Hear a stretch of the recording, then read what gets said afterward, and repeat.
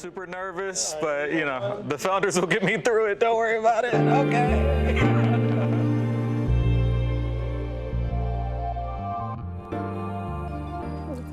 Action. Hi, my name is Tiffany Standard. I am the CEO and founder of Stimulus. It's an AI-powered relationship intelligence platform that uses data insights, relationship building tools, and a proprietary score to really help companies make better purchasing decisions. We are tackling challenges for both buyers and vendors by streamlining their processes and really automating a lot of their manual tasks to hopefully really streamline their sales cycles. We are a language model trained specifically to speak the language of banks, which is financial transactions.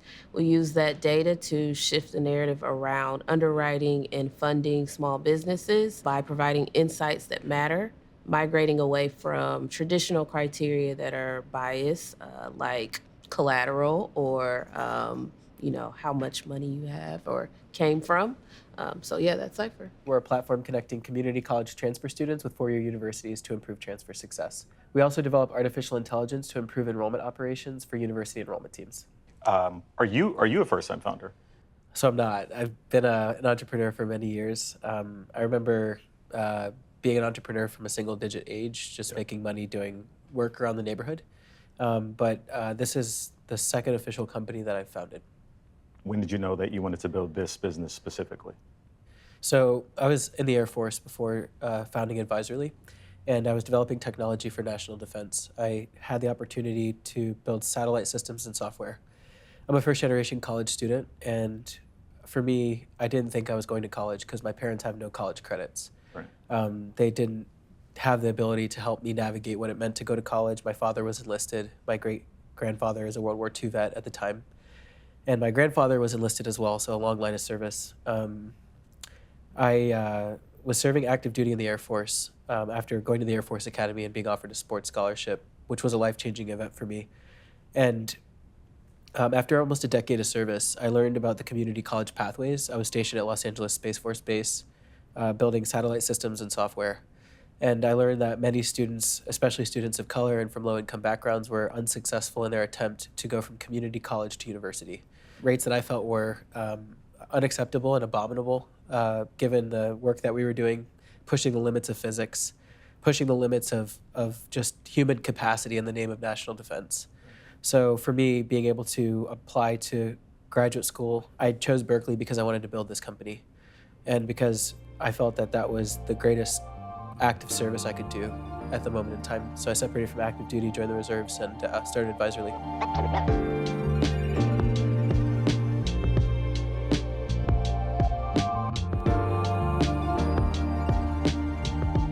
Definitely not my first company. I started my first company at 14.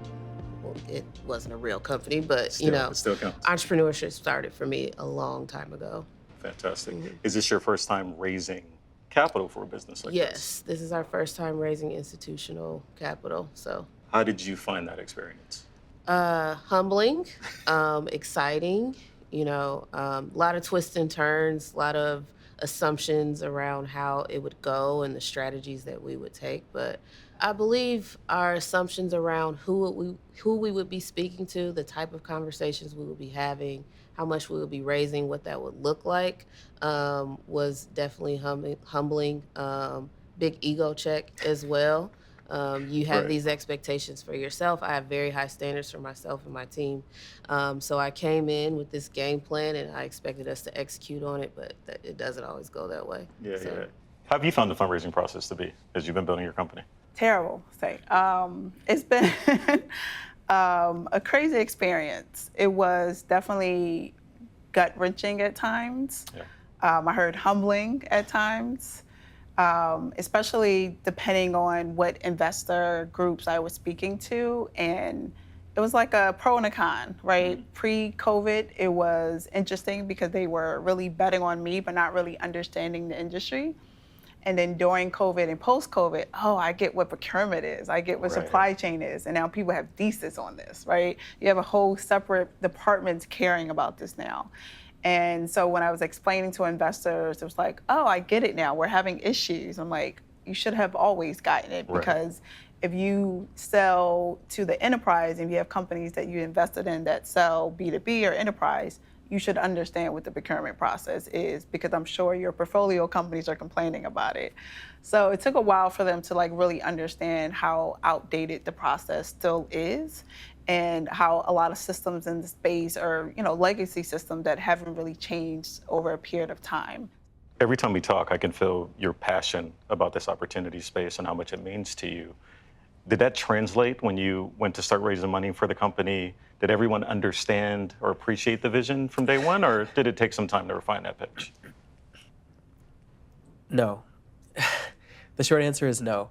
What was very interesting was, having been a founder before, started companies, working my whole life, the one thing that's always resonated was that your actual perspective, the one that you have outside of all of the accolades, is actually the number one driving factor, I feel like, as an entrepreneur, that sense of conviction. So while I had a great time in the military and it laid foundation for me to be technically competent, to have the skill set to be able to be a technical product manager, manage large teams. I had a team of almost 170 folks. In any given year, I could spend $250 million, put satellites in space, from Cape Canaveral. And none of it actually mattered to the VCs. Like, in the end, they didn't care. Right, so like, you're building these companies to support national defense so that someone on the other side of a biased investment committee can approach you and tell you no, Right. that you can't do something, that you can't be successful. And my whole life, I've overcome objection. So for me, I really don't think of an investor's no as a reflection of myself. I think it's a reflection of who they are as people. And I take those no's as blessings. Rejections are blessings. So, What did you learn from some of the no's that you got, if anything? The biggest takeaway is just like, and what we didn't understand in the beginning is making sure that you're talking to your people. So a lot of the no's were like valid because we weren't actually having the conversations with the people we should have been having them with. How did you end up meeting the Black Ops team? Obviously, we said yes, Yeah. but what was the beginning of that journey like? I will say you guys move slow to go fast was our experience. I can tell that a lot of care and attention is taken with your conversations, which I liked because those meaningful conversations and relationship building take time, which was the journey that we had with Black Ops. So that was the biggest differentiator that I saw. And did you find the conversations to be with our team to be similar to conversations you were having with other investors? Absolutely not. No. Are you on edge when you talk to us, or do you feel comfortable? That's a good question. Yeah, like, I'm just curious, That's because some actually people really- are with their investors, you really right? are. That's a really good question. I am not on edge with you guys. Hey, there we go. That is a really good question, because most investors that you have on your cap table, you feel like you have to still do the show and pony, what is it, pony and show, whatever it's called. Horse and pony Horse show? and pony show, there we go. The show and pony. Like, you really That too. have to continue to do that, even after they invest, as if they're going to take the money back or something. Right. But with Black Ops, I feel like I could have real conversations with your team, because your founders are still actually operating their businesses, where if I'm talking about money, to hiring, to titles, so many of our investors either have never been an entrepreneur or haven't been an entrepreneur in this century. So they're not giving great advice. Fair. And, or we have corporate investors that have never been in the entrepreneurial world, and they're giving us very corporate advice, which is not very helpful. So to have investors that really give you honest advice because they just went through it 6 months ago is so helpful.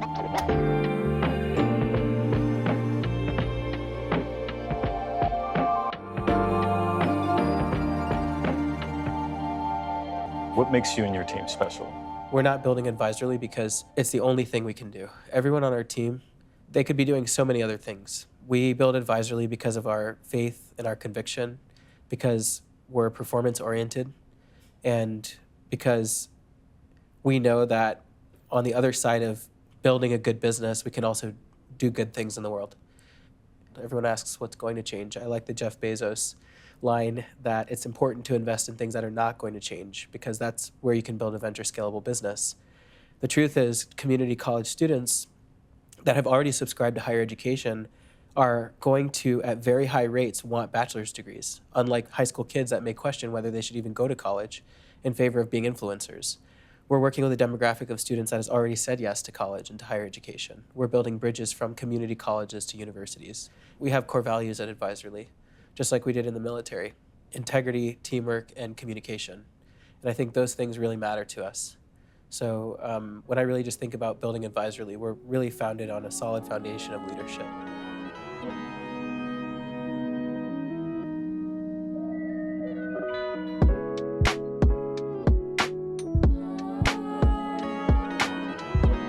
This actually opened up the coast for us, working with Black Ops.